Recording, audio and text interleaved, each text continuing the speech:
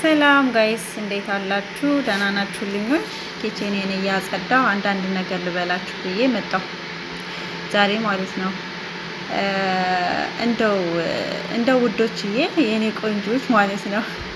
እንደው ማን ነው እንደኔ የሚገረም በሰው ማለት ነው?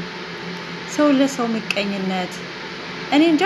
በሰው የሚመቀኝ ሰው ስለ ሰው ህይወት ሲፈተፍት የሚያደርሰው በቃ እኔ እንጃ። እኔ ሸይጣን የጋለበው ነው እንጂ ጤነኛ ሰው አይመስለኝም።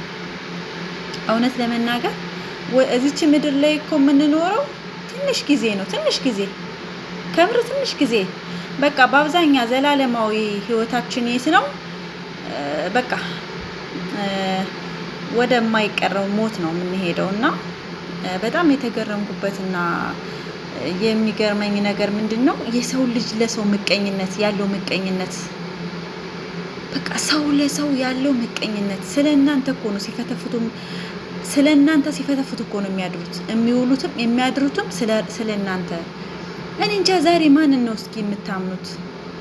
እንደው ፈጣሪ ሆይ ልቦና ስጠንና ይቺ ምድር ይቺ ዓለም ብድር ናት። ስለዚህ ለሰው ሳልመቀኝ ለሰው መጥፎ ሳልመኝ ለሰው የሰውን ህይወት ሳልበጠብጥ ወይም ደግሞ ሰውን በመጥፎ ሳላስብ ልቤን ወደ አንተ ምራኝና ይችን አንተ ያልካትንና አንተ መቼ እንደምሞት መቼ እንደምኖር አላውቀውምና አንተ በመልካም መንገድ ምራኝ እንበለው። እውነት በቃ የሰው ልጅ መቼ ነው ስለራሱ የሚያውቀው? እኔ እኮ የሰው ልጅ ስለራሱ መቼ ነው የሚያውቀው? አንቺ ጥረሽ ግረሽ ላብሽን ጠብ አድርገሽ ቆይ ይህን ሰርቼ እለውጣለሁ ከፈጣሪ ጋር ፈጣሪ ከኔ ጋር ነው ያለው ብለሽ አንቺ እየጋርሽ እያለ ላብሽን ጠብ አድርገሽ እየሰራሽ እያለ እነሱ የሚፈተፍቱት ሌላ ነው። አንቺ ሰርተሽ አንቺ ተለውጠሽ አንቺ ደግሞ የሆነ ቦታ ደረጃ ተደረሰሽ ማለት ነው። ወይ የሆነ ነገር ስራ ስትሰሪ ካዩሽ አሃ እሷማ ሳንቲም የምታገኘው እኮ ለፍታ አይደለም፣ ኋላስ እሷማ የገሌ ቅምጥ ናት፣ እሷማ ወይ አረብ አስቀምጧታል፣ እሷማ የሆነ ሀብታም ጠብሳለች፣ እሷ በቃ የሆነ ደግሞ ሳታገቢ ደግሞ ዝም ብለሽ እንታልሽ እንዴ እሷ መቼ ባል ትፈልጋለች? ከዛም እያተራመሰች ብር እየተቀበለች መኖር ነው እንጂ ይሉሻል። አንድ ልጅ ከወለድሽ ደግሞ እሷ ቆይ ሁለተኛ ሳትወልድ ልታረጅ ነው እንዲ ይሉሻል። ጭራሽ ካልወለድሽ ደግሞ ጭራሽ እኮ ሳትወልድ አረጀች ይሉሻል።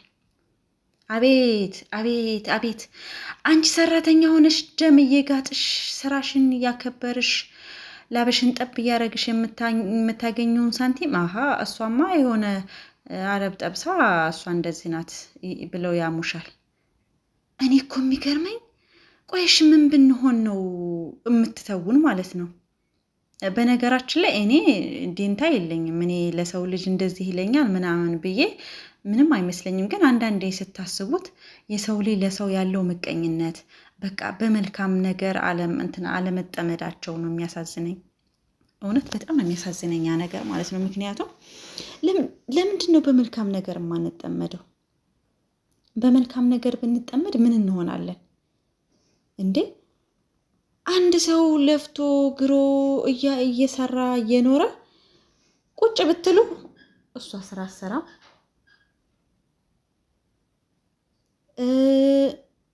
ስራ ብትሰሩ ደግሞ የሆነ ሳንቲም ካገኛችሁ እሷ እኮ ሰርታ አይደለም ያገኘችው በዚህ ቦታ ነው።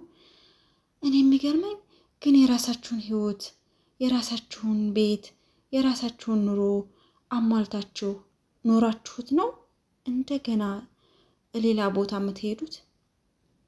አሁን አንቺ እዚህ ቦታ ሆነሽ በቃ አንቺ እኮ በጣም ጀግና ነሽ፣ አንቺ እኮ በጣም ጎበዝ ነሽ ምናምን ይሉሽና ዘወር ስትይ ደግሞ ንጭት ያደርጉሻል። ፈጣሪ ሆይ ትዕግስቱን ስጠኝ። ግን ለምንድን ነው እንደዚህ የምንሆነው?